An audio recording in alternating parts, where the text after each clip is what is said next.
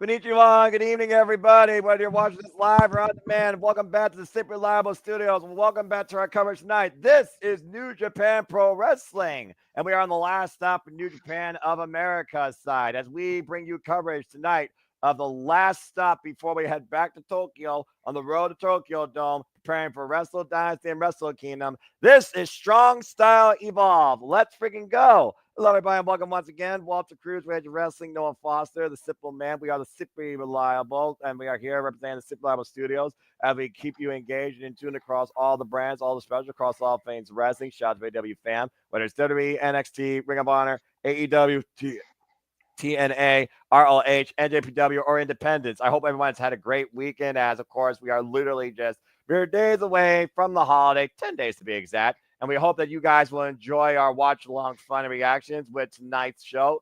This is, of course, Strong Style Evolved. You guys can watch along with us if you wish. Become a subscriber today, njpwworld.com for $9.99, and you can be along for the ride. Without further ado, let's get right into it. Before we get into the matches, though, Walter Cruz, good to see you. Yoshikashi Voss. This is your first time, I think, you and I are covering New Japan Pro Wrestling, so this should be interesting. How you feeling?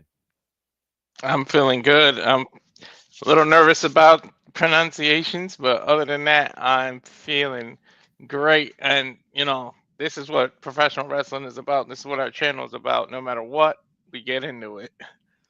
Absolutely, across all the brands and across all things. And of course, we're covering this because we got a ton of people we are aware of that will be part of our coverage of Wrestle Dynasty and Wrestle Kingdom. It's put up or shut up time for many, many people here. And we have some titles on the line tonight as well. So again, hope everybody enjoys the conversation. Please like, share, subscribe, comment, tell a friend, PayPal, my friend. It is your passion, it's your continued support that allows and encourages us to continue to do this and add even more content as, of course, 2025 is literally less than 3 weeks away. But yeah, let's go ahead and talk about some of the marquee matches here. As we know, tonight it will be main evented by the women. But let's go ahead and look at the men's side first because New Japan Pro Wrestling America does have NJPW strong titles that represent here and are defended here only in America. We got the tag titles on the line. We got the strong Openweight Championship on the line. And of course, the NJPW strong Women's Openweight Championship on the line. We also have special grudge matches, fatal four-way previews. We have CMLL showcases. And of course, New Japan Pro Wrestling as a battleground of faction warfare. We'll see that with Los Ingobernables de Japón. We'll see that with the United Empire, Crowns Up.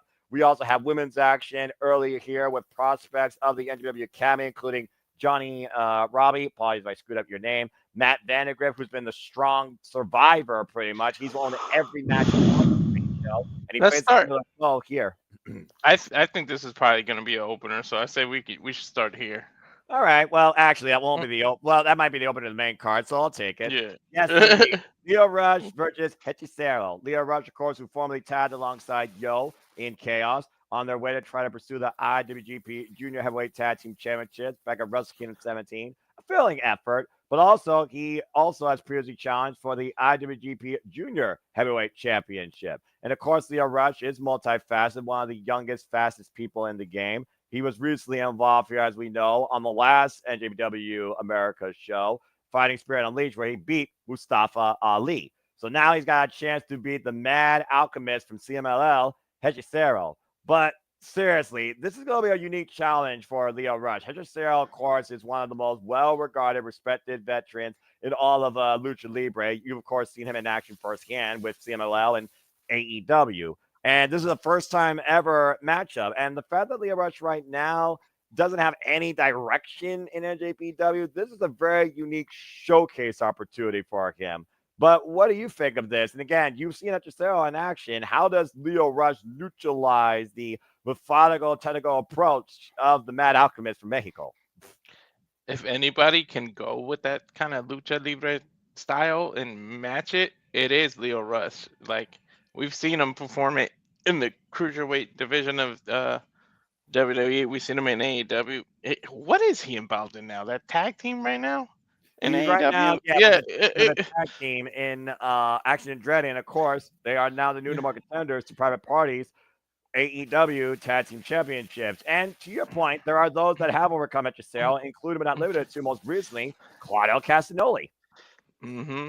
But yeah, if anybody can match that style, it's him. But Hechicero, that lucha libre, that mask.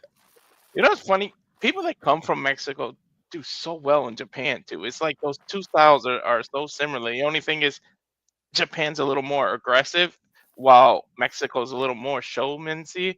But if you can kind of combine the two, this two kind of combines it. So it's the fact that he gets to showcase it in California, but in a Japanese style match. Are they gonna do the traditional like with the strings and like the handshakes? And is this all gonna be traditional?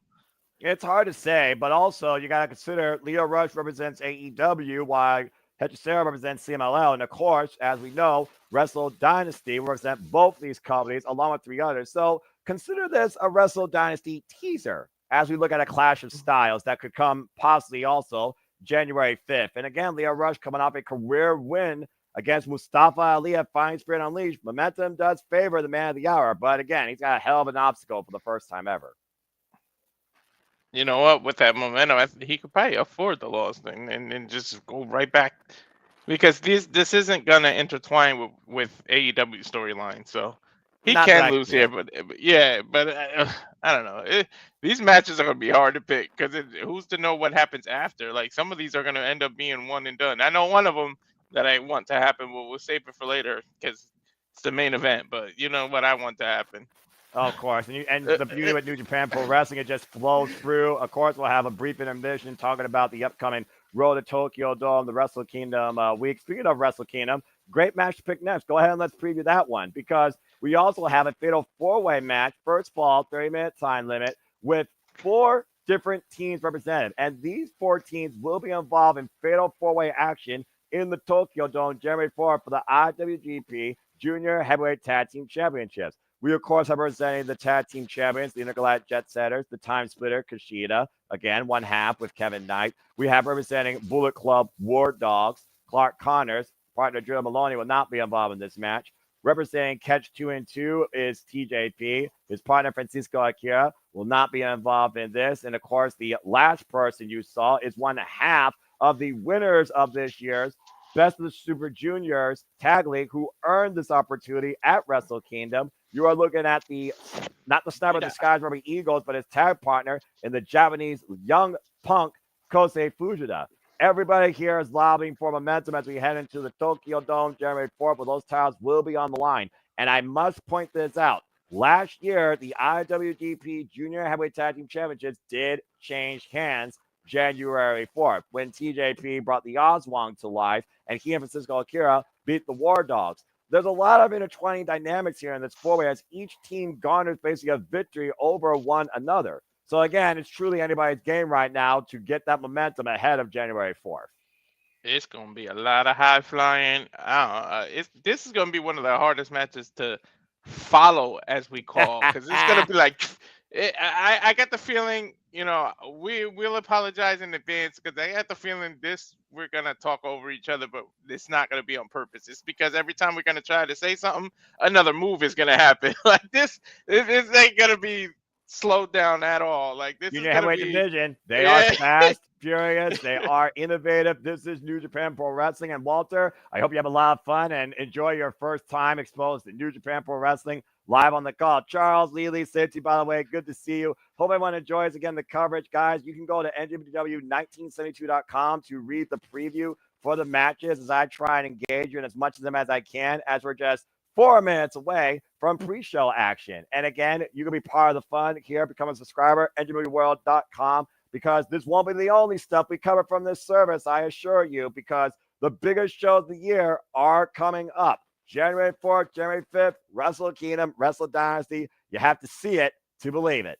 Anyway, Walter, let's keep going down this card, and let's talk about this match real quick. This is what's known as the Strong Survivor. The Strong Survivor being prospects in the NJPW Academy testing themselves against other prospects of the business. We have, of course, the guy that has owned this stage right now in Matt Vandagriff. He goes up against a familiar foe in Zane J. He already has a victory over Zane J. And so far, Matt right now is looking to end the year as the Strong Survivor. It's one of those matches where you look at the development of the prospects, the future of New Japan Pro Wrestling. Of course, the Academy led by the likes of Fred Rosser, Rocky Romero, Yuji Nagata's influences, of course, etc. And of course, Matt Vandagriff, like I said, he has not lost in this pre-show capacity, but it's the first time he's facing somebody he's already beaten. So I'm very curious to see if St. J found a way to stop Matt's momentum.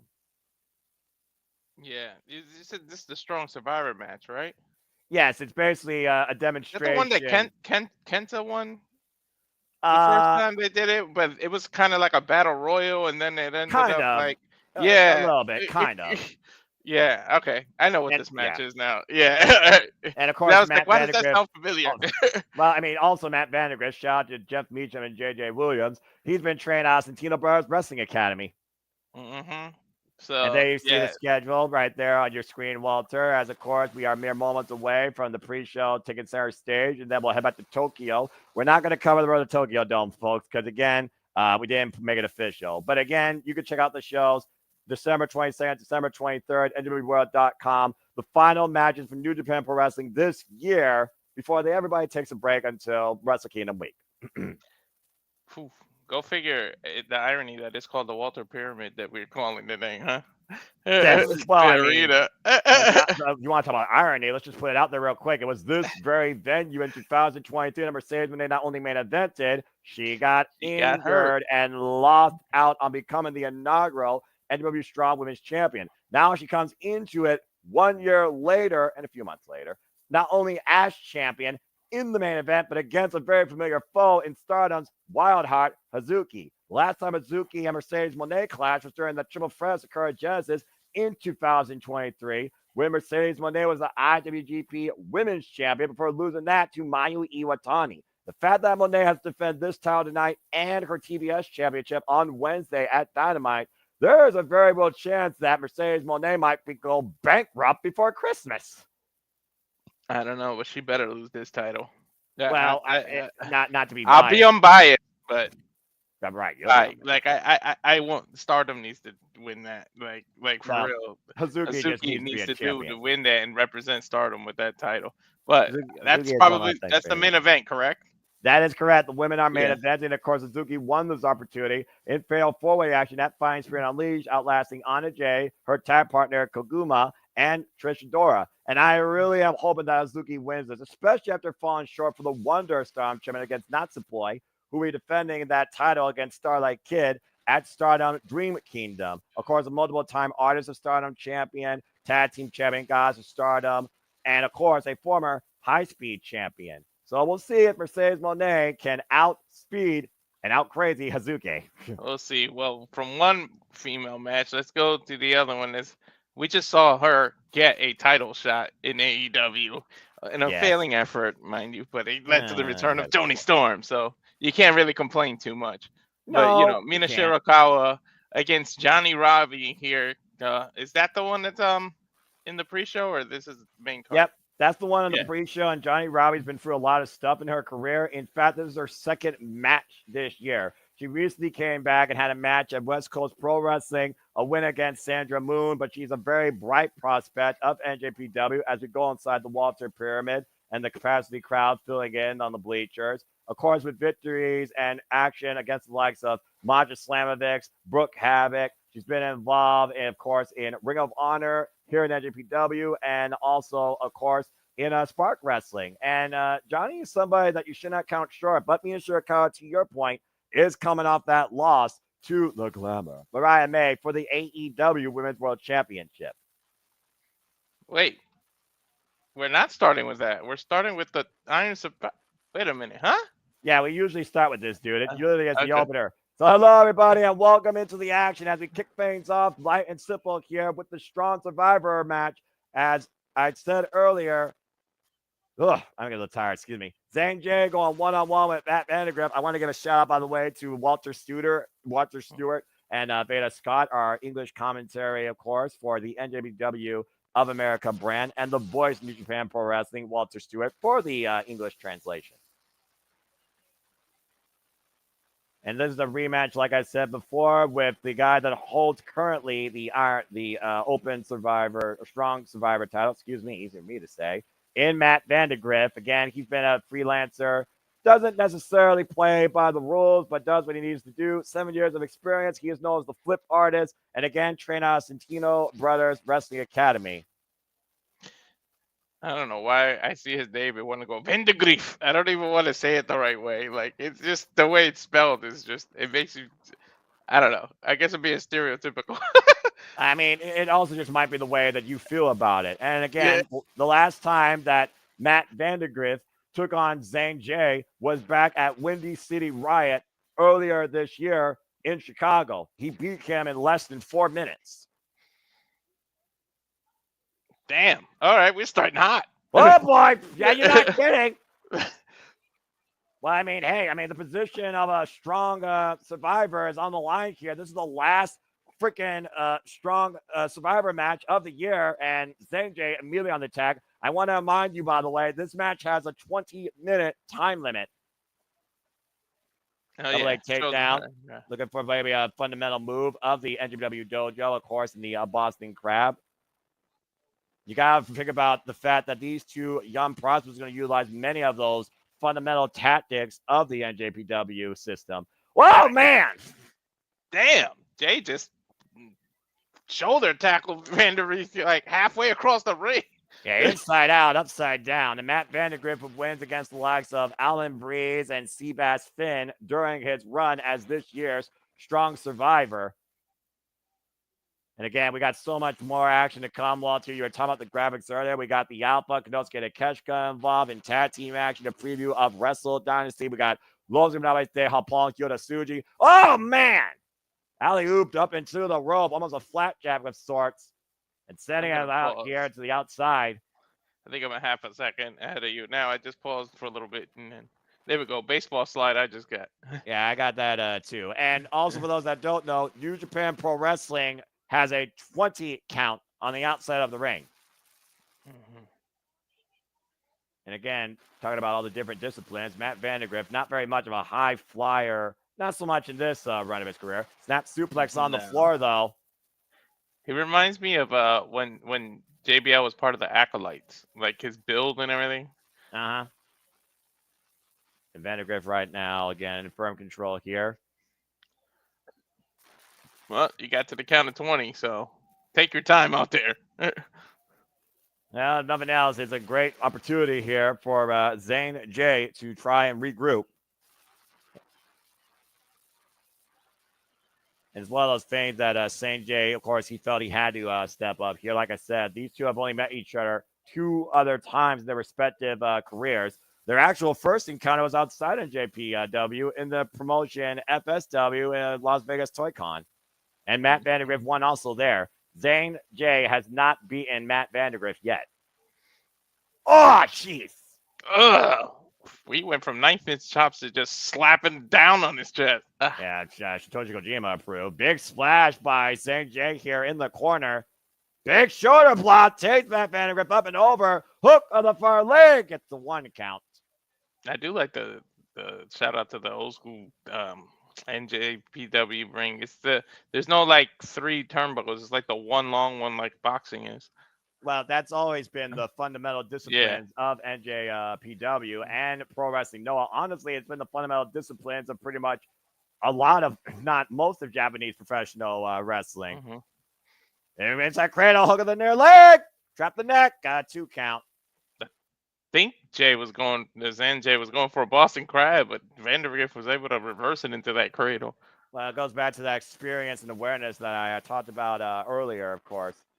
Matt Vandagriff, also known as the Ace of Knaves, current FLW Future Legends Champion. We know how serious Matt Vandagriff can be when he's in the ring with anybody. We've seen it literally across the entire year, each New Japan of America show. Mm-hmm. And right now, oh, jeez. That's a unique way to stretch somebody across the ropes. And again, you see Vandagriff right now has trapped Zane J's leg across the second rope. Zane J trying to untie himself. Damn it. Safety. Yeah, hashtag Twat Waffle will be trending worldwide, I'm sure. We talk about of course, the Noge Jojo down in Australia. We talk about the dojo system of New Japan Pro Wrestling. Double underhook suplex by Matt Vandagriff. The LA Dojo, of course, ran by Katsuyori Shibata. The Noge Dojo ran down, of course, by, I think it was Bad Luck Fale down in Australia. And, of course, the Japanese dojo ran by Hiroki Goto. Double underhook suplex again by Vandagriff. And, of course, many of these prospects will go on excursion either across Mexico, UK, Australia, you name it. We'll see several. It's amazing how many people have come from the young Lion prospect into the stars the other day from New Japan Pro Wrestling. We're going to see several of those men here tonight. We're going to see several companies, several continents, everything represented tonight. And every form of wrestling you could think of. And back to what you were talking about earlier, the connections of Lucha Libre and New Japan Pro Wrestling. There's a reason why they run the Fantastica Mania tour. Lucha Libre roots run very deep in New Japan Pro Wrestling. One more time. Oh, my gosh. Turn it into a backbreaker. 5-minute call so far in this match as Vandagriff hooks the leg and gets a 2 count. So much to Zane J's credit, this is the longest time he's lasted with that Vandagriff. This is when you really learn what you're made of as a competitor. Going into deep water with somebody that is much more familiar with this than you. Yeah. Zane J up the ropes. Caught with a drop kick. As the Pyramid was trying to wheel Zane J in, and he got caught running in. Again, capacity crowd expected on hand here. Last stop for the NJPW Strong brand for 2024. Now Matt just driving his knee into the top of the head. Lock into the last chancery. That'll break a nose. And that will also rearrange your neck. And look at the way that he's got the right arm trapped, by the way. Intelligent. And look how far Zane is from the ropes. Again, right now, Zane J is just trying to outlast the clock, and that is something that no one's been able to do yet against Matt Vandagriff in these strong Survivor matchups. Looking for another suplex. Zane trying to counter, though. Gets to the midsection. Matt maintains wrist control. And so Zane J! Whoa! Ow! If he survives, that's an accomplishment in and of itself.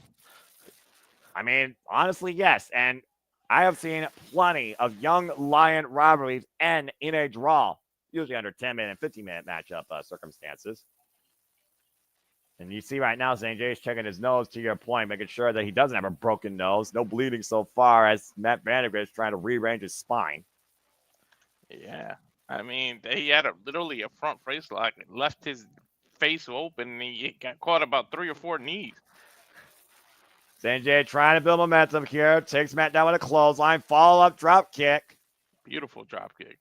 And again, people still filing in to the Walter Pyramid. Hope everybody enjoys the show there out in California and have a safe drive home. You said it wrong. You know how you say it, California. Well, yeah, I suppose there is that, but I can be serious sometimes about that state.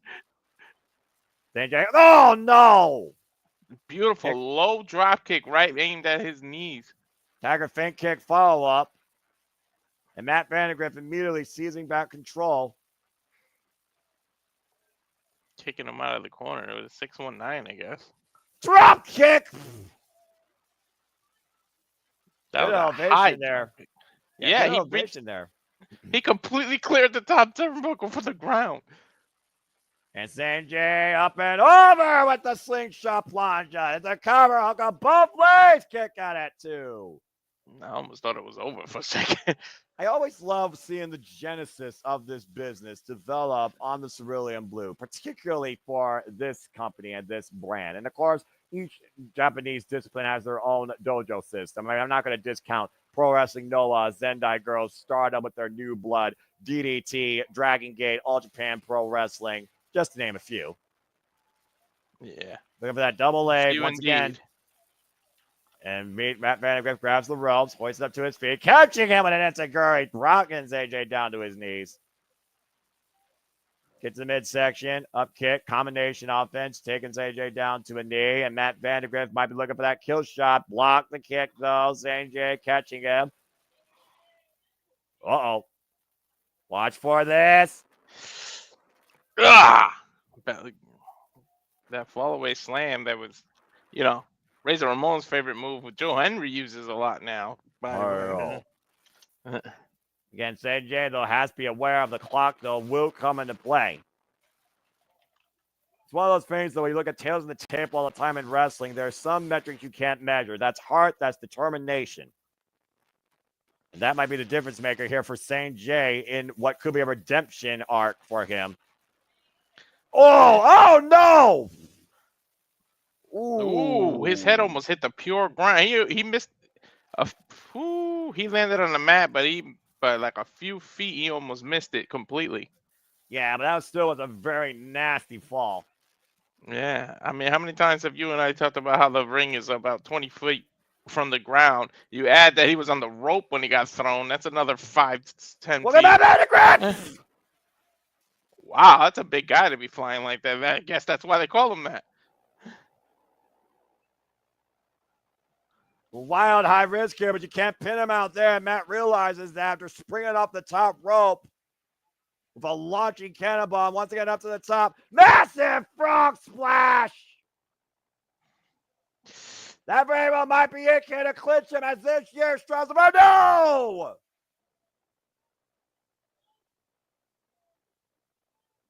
Very close near fall there for Vandagriff, but incredible heart, as I said earlier, shown by Saint J. And Matt can't believe it. This is where you got to keep cool, calm, and collected. You don't let frustration get the best of you. Otherwise, you never beat Zane before. You might lose now if you let the frustration get to you. Well, I mean, sometimes it's about not the decision, it's about the moment. And Zane J's already proved a whole lot this time and got him hoisted up on the shoulders. What's St. J thinking here? Uh-oh, Matt Vandagriff countered, though. Hooking him up, hoisting him, possibly a power bomb. In the corner with a buckle bomb. Vandagriff not done yet, though. Bang! Damn! From Vandagriff, the psycho knee. That's gotta be it. No! He caught that knee flush, too. Kick out after kick out after kick out. That Vandagriff pushed the strongest so far this year as the strong survivor, unable to put down Zane J. You can hear the pyramid rumbling right now. What the hell is it going to take? Well, a DDT. And Zane again, scouting it though. Creates separation. Off the ropes again, takes him down with the shoulder block. Off the ropes again, hoisted up, pop up, power bomb! And Zane not done yet. Now Zane J going to the high-risk district. Make a moment, kid! Massive elbow drop! Off the top! Is it enough? Hook him off legs! No! What are those unique, like, knee braces? They almost look like cautionary tape when you, like, injure and you get that medical tape around your knee, but it's a brace. Literally, that's that tape to your point. He's got bad knees, but Wally. Oh, man! Vandagriff again with a massive super kick just right in his promo, and now hooking him up. And Zane J again scouting him. Scoop slam. And back to the legs again. He's looking for that full Boston Crab. Got it. Middle of the ring. Could it be academic at this point? Will Vandagriff tap out or find a way to reach the ropes and force the break? No one did that Boston Crab better than Rick D'Amato Martel, man. And again, Zane J, great scouting, though, but he gave himself to Matt Vandagriff, turning him around, but still holding on. Now Shingo and deep, high angle, and will Matt tap out? Fingers away! He slapped a fire into Zane. There's the tap! There's the tap! Zane J did it! He beat him. Matt Vandagriff has finally lost. Well, there's an accomplishment that we said in and of itself now. Yeah, no kidding. Now, does he build off of this and gain some momentum? Well, it's one of those things, Walter. We're at the end of the year. We just went through TNA's final resolution. There might be a New Year's resolution, though, for Zane J, handing Matt Vandagriff his first loss as this year's strong survivor. Look how shocked he looks, too, Matt. It's a hell of a way to kick off your 2025. Matt Vandagriff, though, for everything that you want to say about the moxie of this man, He started off this year as the strong survivor at Battle in the Valley, with the duration of the entire year stunned in disbelief as Zane J just beat him here tonight. That strong style evolved. You need to shake hands. We might not be in Japan, but at least respect the tradition. Come on. I mean, you can't discount the effort and the growth of Zane J, and Matt Vandagriff put him to the test. Well, we see that sportsmanship now. Yeah, subtle handshake here. Matt Vandagriff knows that he put everything into it, but again, that Boston Crab was his undoing. 6 successful defenses of the Strong Survivor title for Matt Vandagriff throughout the entire year, ended tonight by Zane J at the Pyramid. Congratulations. Man, I couldn't tell you when the last time I've seen a Boston Crab actually end a match. Well, again, it goes back to those fundamentals that are so fine-tuned in NJPW. The incredible winning moment here tonight for Zane J. And, of course, he shows respect to the lion mark, of course, the symbol of New Japan Pro Wrestling.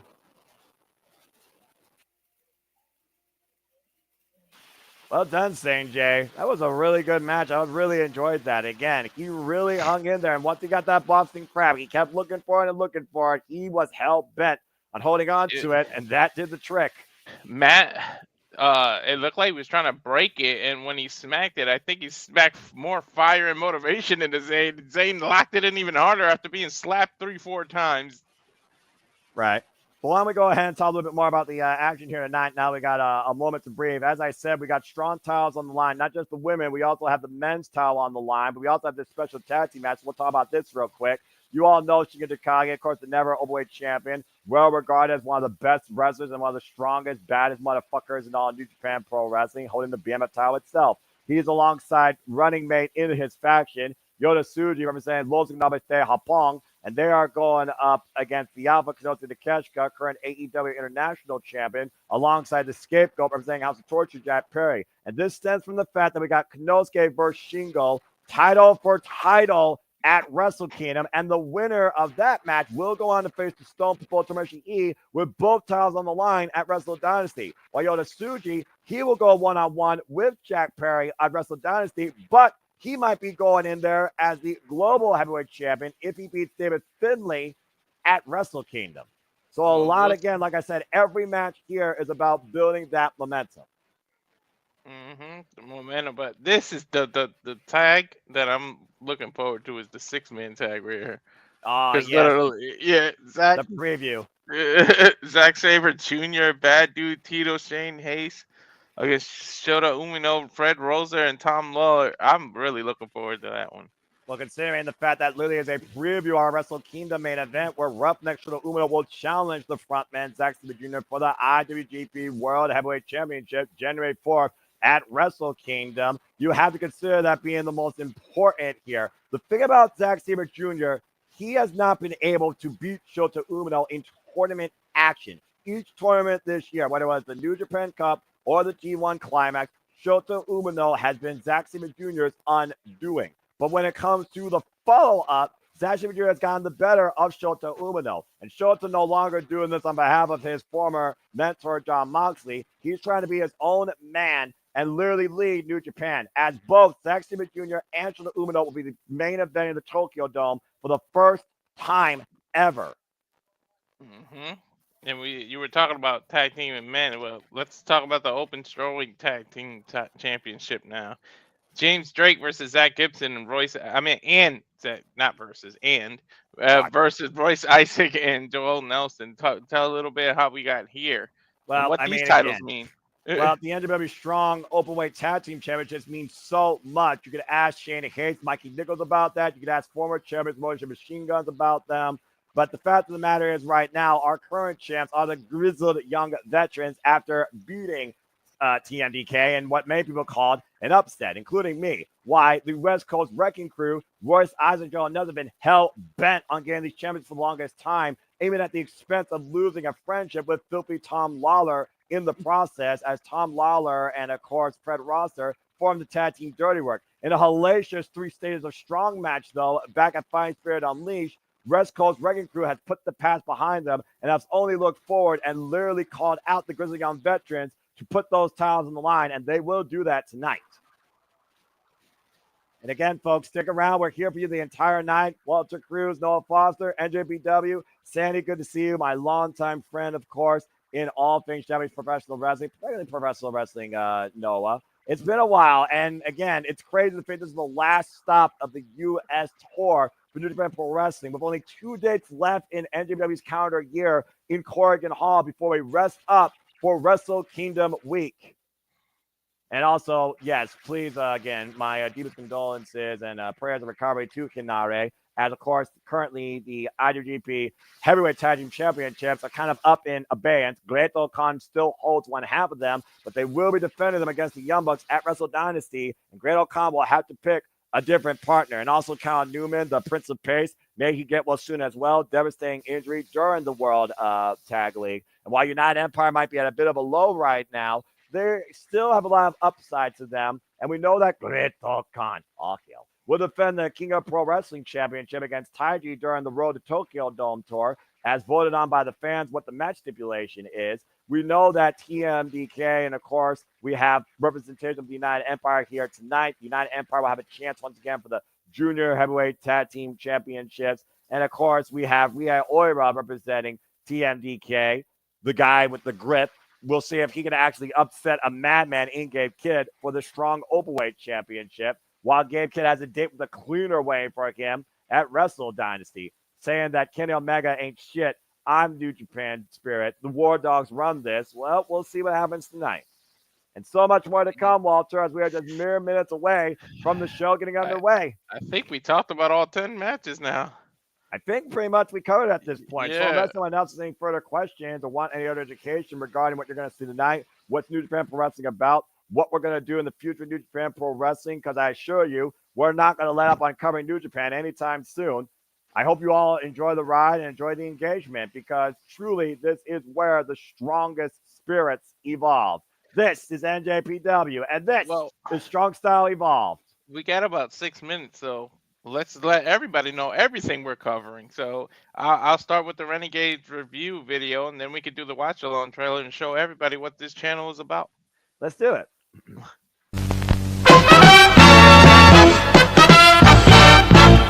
And now, preview time. So let's take a look at what's coming your way.